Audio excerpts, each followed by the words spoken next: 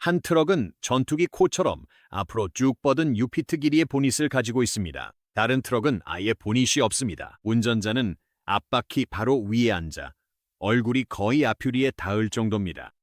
두 트럭 모두 같은 무게를 실었습니다. 두 트럭 모두 같은 종류의 고속도로를 달립니다. 두 트럭 모두 같은 일을 하지만 마치 서로 다른 행성에서 온 것처럼 보입니다. 모든 것을 설명해주는 숫자는 18.75m입니다. 이것이 바로 유럽연합 어디에서나 트럭과 트레일러를 합친 최대 합법 길이입니다. 센티미터 하나하나가 중요합니다. 만약 운전석에 긴 보닛이 있다면 그 보닛이 트레일러 공간을 차지하게 됩니다. 트레일러가 짧아지면 화물도 줄어듭니다. 화물이 줄어들면 한 번 운행할 때마다 벌 수 있는 돈도 줄어듭니다. 그래서 유럽 제조사들은 보닛을 아예 없애고 운전자를 앞으로 밀어내며 엔진을 운전석 바로 아래에 배치합니다. 그 결과가 바로 공격적이면서도 약간 미완성처럼 보이는 평평한 앞면과 뭉툭한 실루엣입니다. 미국에서는 이 규정이 다르게 적용됩니다. 법적으로 트레일러의 길이는 53피트로 제한되어 있습니다. 트랙터 앞부분인 운전석과 엔진 유닛은 연방 차원의 엄격한 길이 제한이 없어 미국 제조사들은 공간 여유가 생겼고 이를 활용해 성능과 편의를 위해 긴 보닛을 만들었습니다. 트럭이 길어지면서 운전자는 앞바퀴 축에서 더 멀어졌고 그 과정에서 긴 보닛 형태가 너무 흔해져서 사람들은 결과를 원인으로 착각하기 시작했습니다. 여기서 거의 즉각적으로 생기는 오해가 있습니다. 사람들은 미국 트럭을 보고 긴 보닛이 존재하는 이유가 미국인들이 크고 강력하며 인상적인 기계를 좋아하기 때문이라고, 즉 크기와 힘에 대한 어떤 문화적 표현이라고 생각합니다.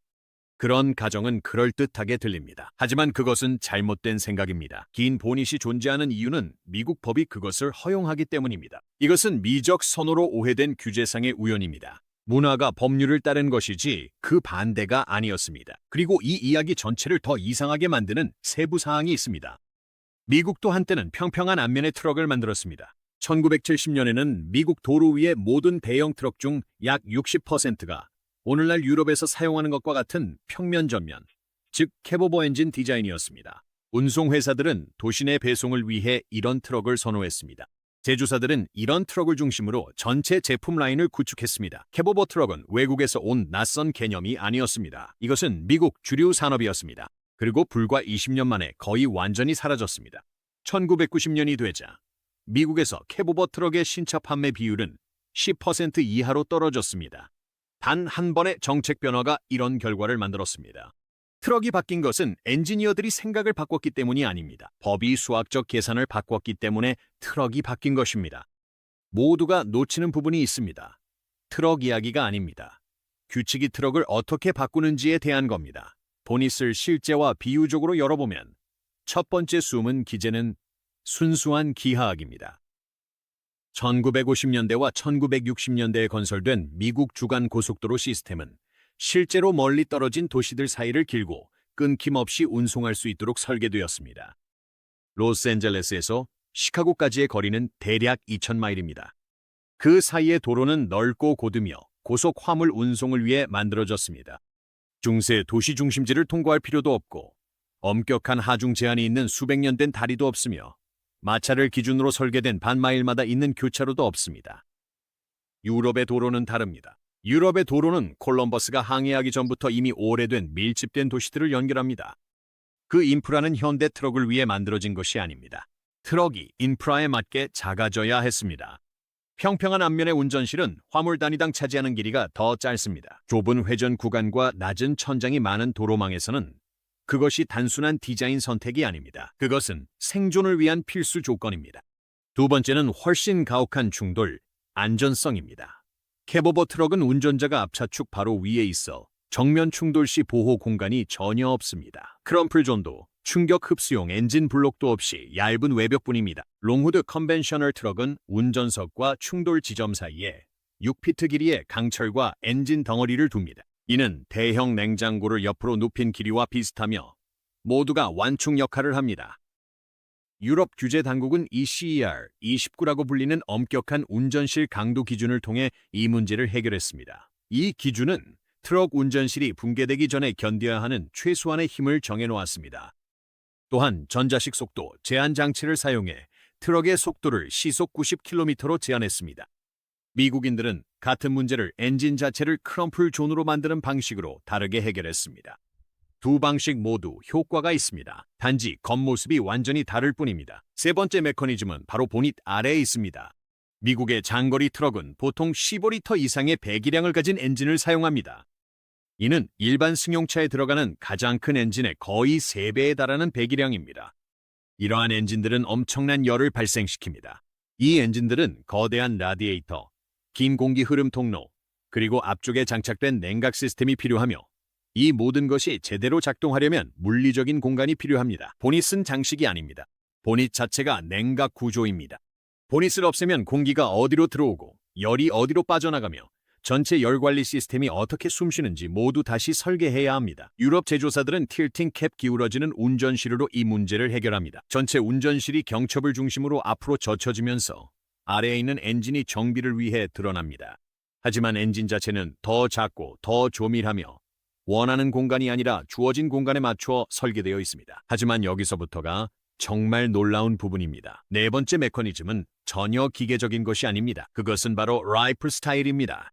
미국의 장거리 트럭 운전사들은 보통 집에 가지 않고 트럭 안에서 2주, 3주, 때로는 4주까지 생활합니다. 운전실은 작업 공간이 아닙니다. 운전실은 침실이자 주방이자 거실이자 사무실로 대형 워크인 옷장 정도의 공간에 모든 것이 압축되어 있습니다. 긴 보닛은 운전자의 생활 공간과 엔진 사이의 물리적, 음향적 분리를 만들어줍니다. 열기, 소음, 진동은 모두 방화벽 앞에 머무릅니다. 운전자는 그 뒤에서 잠을 잡니다.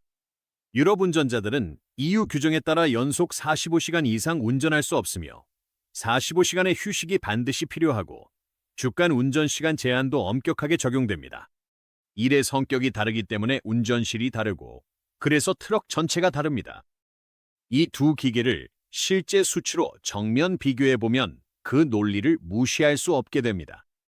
일반적인 유럽식 캐보버 트럭, 예를 들어 볼보 FH나 메르세데스 벤츠 아크트로스는 전체 조합 길이가 18.75m이며 그중 거의 대부분을 트레일러가 차지합니다. 캡 자체는 앞 범퍼에서 뒷뼈까지 대략 2.3m 정도입니다.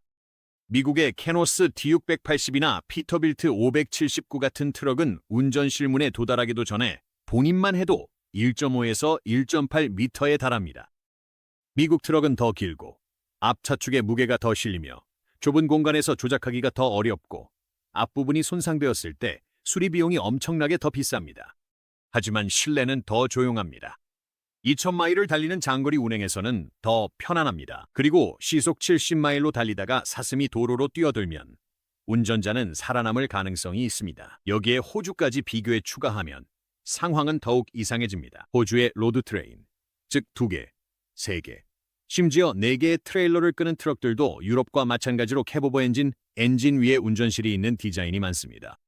하지만 그 이유는 완전히 다릅니다. 호주의 아웃백 도로는 좁고 구불구불하지 않습니다. 수백 마일 동안 완전히 직선입니다. 호주에서 캐보버 엔진, COE 디자인이 선택된 이유는 도시 인프라 때문이 아니라 엄청난 거리로 인해 화물 밀도가 매우 중요해졌기 때문입니다. 트랙터에 할당되는 전체 길이의 1cm마다 적재 용량에서 1cm가 줄어드는 셈입니다. 유럽과 같은 해결책이지만 이유는 정반대입니다. 이렇게 차량의 형태는 문화가 아니라 맥락에 의해 철저하게 결정됩니다.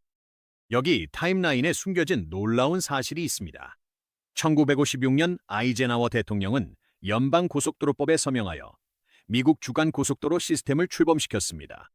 아이젠하워는 2차 세계대전 중 독일의 아우토반을 보고 고속도로망이 상업과 국가 방위 모두에 필수적이라고 확신하게 되었습니다. 주간 고속도로는 넓게 완만한 곡선과 높은 하중 용량을 갖추어 건설되었습니다. 미국 트럭들은 그 도로를 가득 채울 만큼 커졌습니다. 한편 1957년 로마 조약은 유럽 교통 정책의 조율을 위한 기반을 마련하기 시작했습니다. 길이 제한이 더 엄격해지고 기준은 더 낮은 쪽으로 통일되었습니다. 캐보버 형태가 대부분의 EU 노선에서 유일하게 합법적인 옵션으로 굳어졌습니다. 그리고 1982년 미국 표면교통지원법이 통과되었습니다.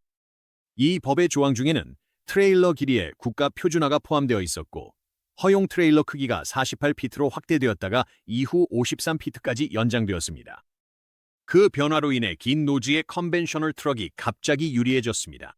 기업들은 트랙터에서 한 인치라도 더 짜낼 필요가 없어졌습니다. 트레일러 공간이 남아돌았기 때문입니다. 그래서 제조사들은 긴 보닛을 다시 도입하고 더 큰 엔진을 추가하며 운전자 편의성을 개선했고, 캐보버 트럭은 시장 점유율 60%에서 10년도 안 되어 거의 사라지다시피 했습니다. 의회의 한 번의 법 통과 20년, 그리고 산업 전체가 뒤집혔습니다. 이 시스템은 누군가가 지적해주기 전까지는 알아차리기 쉽지 않게 수년간 여러분 주변에서 작동해왔습니다. 모든 이케아 평판 박스는 표준 EU 트레일러에 들어가도록 치수가 맞춰져 있습니다. 제품의 포장 형태는 트럭의 법적 제약에 의해 결정된 것입니다. 유럽 트럭 운전자가 엔진을 점검해야 할 때마다 전체 운전석이 마치 깡통 뚜껑처럼 경첩을 중심으로 앞으로 기울어집니다. 이 메커니즘은 미국의 일반 트럭에는 존재하지 않는데, 미국 트럭은 보닛이 승용차처럼 앞쪽에서 열리기 때문입니다. 테슬라의 세미 트럭이 전기로 움직이는데도 비교적 긴 노즐을 가진 이유는 운전석 아래와 앞쪽 구조에 위치한 배터리 팩이 과거 디젤 엔진이 필요로 했던 것과 동일한 공간을 요구하기 때문입니다. 연료가 바뀌어도 물리적 조건은 그대로 남아 있었습니다. 트랜스포머 영화에서 옵티머스 프라임이 긴 노즐을 가진 피터빌트 트럭으로 등장하는 것은 우연이 아닙니다. 평평한 앞면의 캐보버 트럭은 화면에서 영웅적이거나 강력하게 보이지 않습니다. 오히려 버스처럼 보입니다. 영화의 논리는 그 형태가 지닌 문화적 무게를 따랐고, 그 문화적 무게는 다시 미국에서 그 형태가 지배적이게 만든 규제 구조를 따랐습니다. 포뮬러 1 팀들이 유럽 전역에서 장비를 운송할 때는 오로지 캐보버 트럭만을 사용합니다. 이는 명예 때문이 아니라 EU법이 다른 선택지를 허락하지 않기 때문입니다. 미국에 있는 아마존의 물류창고 네트워크, 즉 도심에서 멀리 떨어진 대형 풀필먼트 센터들은 부분적으로 53피트 트레일러가 EU법상 허용되는 트레일러보다 한 번에 훨씬 더 많은 물량을 실을 수 있다는 사실에 의해 형성되었습니다. 이로 인해 처음부터 어디에 재고를 보관하는 것이 경제적으로 타당한지가 달라집니다. 트럭의 노즐 길이는 규제의 결과물입니다. 창고의 위치는 트럭의 적재 용량에 의해 결정됩니다. 1982년에 제정된 한 가지 법이 지금도 미국 도시의 구조에 영향을 미치고 있습니다.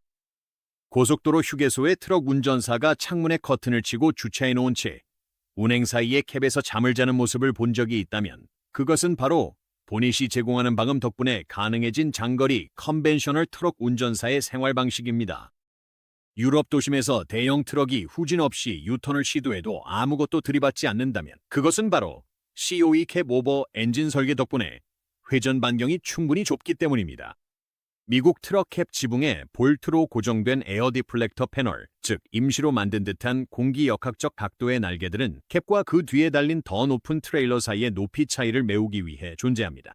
이 패널들은 공기 흐름이 트레일러 박스를 정면으로 때리지 않고 위로 흘러가도록 유도합니다. 캡 오버 트럭은 트레일러가 캡 바로 뒤에 거의 오프셋 없이 붙어 있기 때문에 따로 관리해야 할 계단 높이 차이가 없습니다. 모든 낭만을 걷어내고 보면 진짜 트레이드 오프는 이렇습니다. 롱노즈 컨벤셔널 트럭은 주차하기도 조작하기도 더 어렵고 꼭 필요할 만큼만 길지 않고 더 깁니다. 하지만 이 트럭은 평평한 전면을 가진 트럭이 따라올 수 없는 방식으로 공기역학적으로 조정할 수 있고, 정면 충돌 시 훨씬 더 생존 가능성이 높으며 수천 마일의 고속도로 주행에서도 훨씬 더 편안합니다. 캐보버 트럭은 화물 적재 밀도를 위해 일부 공기역학적 최적화를 희생하고 더 거친 운전자 환경을 감수하며 입법을 통해 이를 보완합니다. 속도 제한기, 의무 휴식 시간, 엄격한 캡 강도 기준 등이 그것입니다. 한쪽 설계는 운전자 안전을 물리 법칙에 맡겼습니다. 다른 한쪽은 정책에 맡겼습니다. 둘 다 틀린 것은 아닙니다. 이들은 서로 다른 방정식에 대한 해답입니다. 이제 그 방정식들이 어떻게 바뀌기 시작했는지 살펴보겠습니다. 유럽연합은 여러 회원국에서 조용히 더 길고 무거운 차량 LHV에 대한 파일럿 프로그램을 운영해 왔으며, 일부 구간에서는 최대 25.25m까지 조합을 허용하고 있습니다. 이는 COE 트럭을 의무화했던 규정이 상당히 완화된 것으로, 제조사들은 이미 전통적인 COE나 미국식 컨벤셔널 트럭과는 완전히 닮지 않은 하이브리드 캡 구성도 실험하고 있습니다. 한편 전기 세미 트럭은 긴 보닛이 존재했던 핵심 이유 중 하나를 없애고 있습니다. 배터리 전기 구동계는 거대한 전면 라디에이터가 필요하지 않습니다. 긴 공기 흐름 통로도 필요하지 않습니다. 과거에 6피트 길이의 보닛을 요구했던 열 관리 구조는 이제 더 이상 적용되지 않습니다. 테슬라 세미, 볼보 FH, 일렉트릭, 그리고 다임러 이캐스케디아는 모두 완전히 다른 법적 길이 요건을 가진 시장에서 나왔음에도 불구하고 비슷한 노즈 프로파일로 수렴하고 있습니다. 한 가지 이론은 미국과 유럽의 형태를 진정으로 통합한 최초의 트럭은 정치적 합의 때문이 아니라 배터리가 형태가 달라져야 할 마지막 물리적 이유를 없앴기 때문에 전기 트럭이 될 것이라는 것입니다. 두 대륙 같은 문제. 무거운 화물을 먼 거리까지 효율적이고 안전하며 신뢰성 있게 운송하는 것. 두 대륙에서 완전히 다른 기계가 등장한 것은 서로 다른 가치관이나 미학 때문이 아니라 수십 년 전법에 명시된 서로 다른 길이 제한 때문이었습니다. 도로 위의 트럭은 언제나 그것이 만들어진 장소를 보여주는 초상이었습니다. 보닛은 결코 자부심의 상징이 아니었습니다. 그것은 미터 길이에 관한 것이었습니다.